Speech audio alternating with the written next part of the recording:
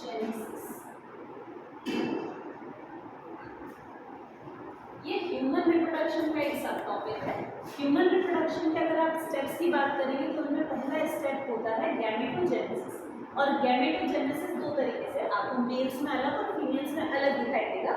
जो मेल्स होते हैं उनमें स्पर्म बनते हैं और उस प्रोसेस को, फॉर्मेशन ऑफ स्पर्म को हम क्या कहते हैं, स्पर्मेटोजेनेसिस। जबकि फीमेल्स में जब एग बनता है या ओवम बनता है उसके प्रोसेस को हम oogenesis कहते हैं। तो जो स्पर्मेटोजेनेसिस होता है इसकी रियल साइड क्या होती है, टेस्टिस के अंदर सेमिनिफेरस ट्यूब। तो हम एक टेस्टिस का क्लोज लूप, क्या आपका स्क्रोटम के अंदर टेस्टिस, ठीक है। आप सब जानते हैं कि आपके पास एक पेयर टेस्टिस होते हैं बॉयज के पास। ये जो टेस्टिस होता है इंटरनली कुछ कंपार्टमेंट्स में डिवाइड होता है। एक टेस्टिस में 250 कंपार्टमेंट्स, इन कंपार्टमेंट्स को हम क्या कहते हैं, testicular lobules.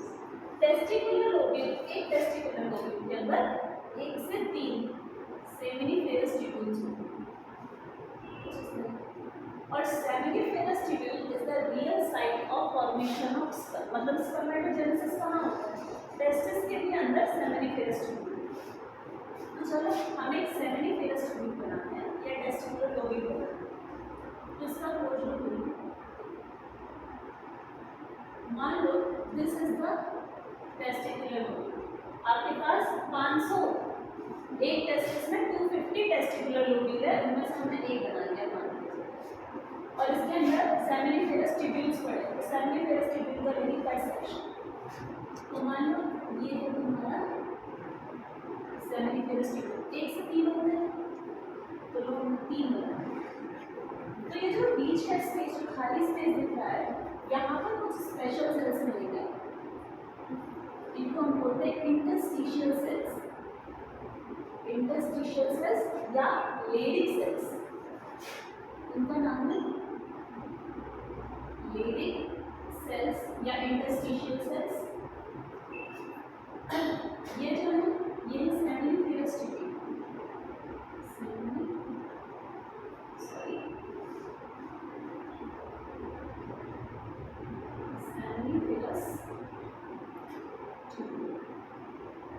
These are the real site of formation of sperm. अगर आप सेमिनिफेरस ट्यूब्यूल के कट सेक्शन को देखेंगे तो आप देखेंगे ये लाइन होती है एक स्पेशल सेल से, जिस तरीके से क्यूबॉइडल सेल्स हैं, कंप्लीटली इस लाइन। और इन सेल्स का नाम है नर सेल या सस्पेंडिकुलर सेल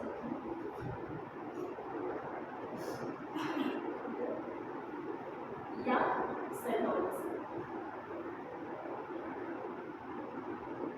ये एक सेल के 3 नाम है, नर सेल या सर्टोली सेल या सस्पेंडिकुलर सेल। इन सेल्स के बीच में ये gap junction side tight junction से ये जुड़े हुए हैं, पर इनके बीच में जो खाली स्पेस है यहाँ पर कुछ और सेल्स पड़े हुए हैं और इन सेल्स को हम बोलते हैं मेल जर्म सेल या स्पर्मेटोगोनियम।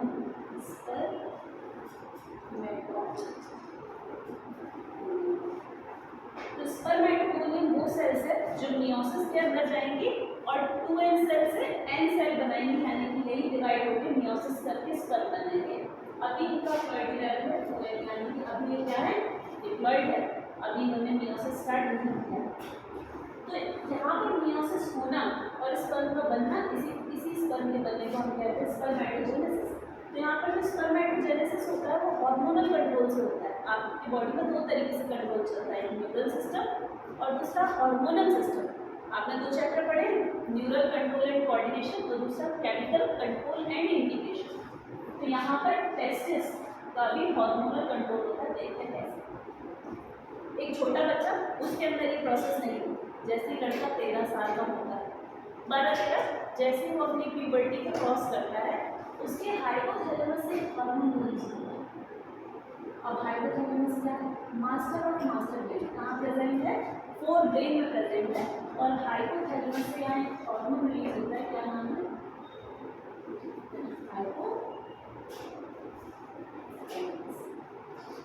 हाइपोथैलेमस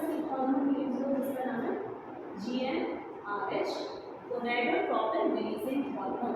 और क्योंकि हाइपोथैलेमस के हार्मोन बॉडी में होते हैं, क्या काम नहीं करते, ये कहाँ काम करते हैं, एंटीरियर। तो हाइपोथैलेमस से ही हैंड आपकी एंटीरियर पिट्यूटरी। तो ये जो GnRH है ये कहाँ जाएगा, एंटीरियर पिट्यूटरी में प्रेजेंट एडिनोहाइपोफाइसिस से जाके काम करेगा और यहाँ से रिलीज करवाएगा दो हार्मोन्स, गोनाडोट्रोपिन जो होते हैं, दो combined hormone, one is LH और वन इज FSH। LH का मतलब ल्यूटिनाइजिंग हार्मोन और FSH का मतलब फॉलिकल स्टिमुलेटिंग हार्मोन। LH का एक दूसरा नाम है ICSH, interstitial cell stimulating hormone. तो ये जब LH रिलीज होगा, इसके GnRH के पर्सपेक्टिव की वजह से यहाँ पर LH रिलीज होगा और LH जब रिलीज होगा तो ये कहाँ जाके काम करेगा, टेस्टिकुलर ट्यूब के पास आएगा और यहाँ पर प्रेजेंट लेडी सेल्स, यानी कि हमने इंटरस्टिशियल सेल्स बोला था, इनके पास आके काम करेगा। तो इतना लंबा नहीं बनाते, LH काम करेगा लीडिंग सेल्स, लीडिंग सेल्स या इंटरस्टिशियल सेल्स, इसीलिए इसका नाम है इंटरस्टिशियल सेल स्टिमुलेटिंग हार्मोन। और लीडिंग सेल्स क्या रिलीज करेगी, टेस्टोस्टेरोन, मेल सेक्सुअल हार्मोन, इसको आप एंड्रोजन बोलेंगे। अब यहाँ पर FSH और टेस्टोस्टेरोन दोनों मिलकर काम करेंगे किसके ऊपर, सर्टोली सेल्स के ऊपर। They both act on Sertoli cell या substanticular cells या nerves। और यहाँ पर ये रिलीज करेगा AEP, एंड्रोजन बाइंडिंग प्रोटीन। ये टेस्टोस्टेरोन की बाइंडिंग करता है, एंड्रोजन को बाइंड करता है, मियोसिस करवाता है। मियोसिस के इनिशियल फेज पर मेल जर्म सेल को बहुत हेल्प करता है, कंपाइलेशन में भी बहुत हेल्प करता है, स्पर्मियोजेनेसिस में बहुत हेल्प करता है, स्पर्मेटिड से स्पर्मेटोजोआ बनने की प्रोसेस को एड करता है।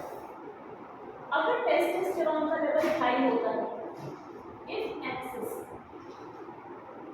अगर टेस्टोस्टेरोन ज़्यादा हो रहा है तो इस केस में सर्टोली सेल्स क्या रिलीज करते हैं, इंसुलिन हार्मोन।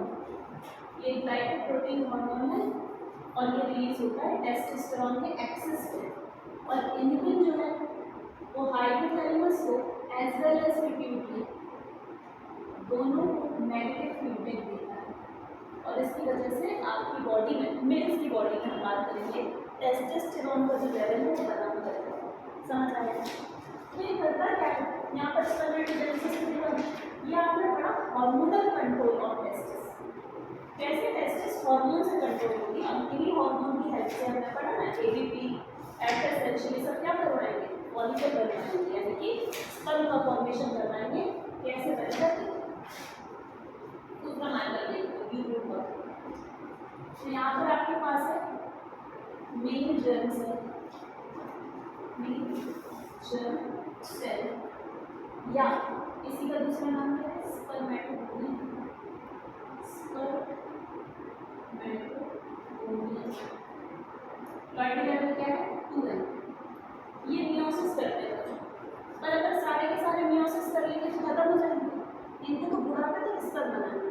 तो कैसे होगा, ये पहले हमेशा माइटोसिस भी करेंगे ताकि इनका नंबर हमेशा बना होगा। माइटोसिस करते रहते हैं तो माइटोसिस के बाद जो उनको सेल मिलेगी उसका फ्लूइड लेवल सेम रहेगा। इनको आप बोलेंगे प्राइमरी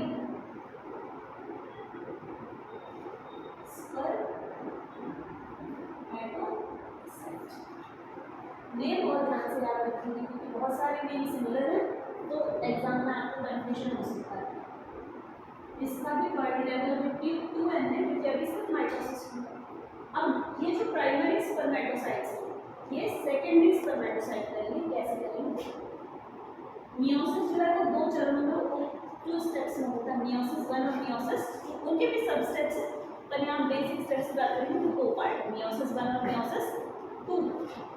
तो सबसे पहले होता है M1 phase, meiosis 1।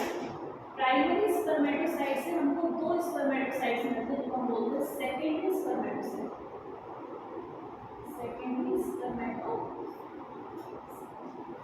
Secondary spermatocyte n cell, मतलब मतलब यहाँ पर क्रोमोसोम्स का नंबर हाफ हो चुका है, अभी ये हैप्लॉइड हो चुकी है, क्लियर है। इसलिए एम1 फेज को हम रिडक्शन फेज भी लेते हैं, समझ आ रहा है। उसके बाद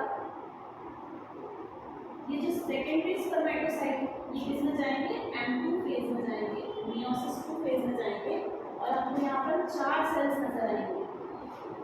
मियोसिस यही होता है, एक मदर सेल से आपको 4 डॉटर सेल्स मिलेंगे और ये 4 कैसे हैं, हैप्लॉइड सेल्स, इनको आप बोलते हैं स्पर्मेटिड्स। 4 स्पर्मेटिड्स मिल गए आपको और इस प्रोसेस को यहाँ से यहाँ तक की प्रोसेस को आप बोलते हैं स्पर्मेटोजेनेसिस।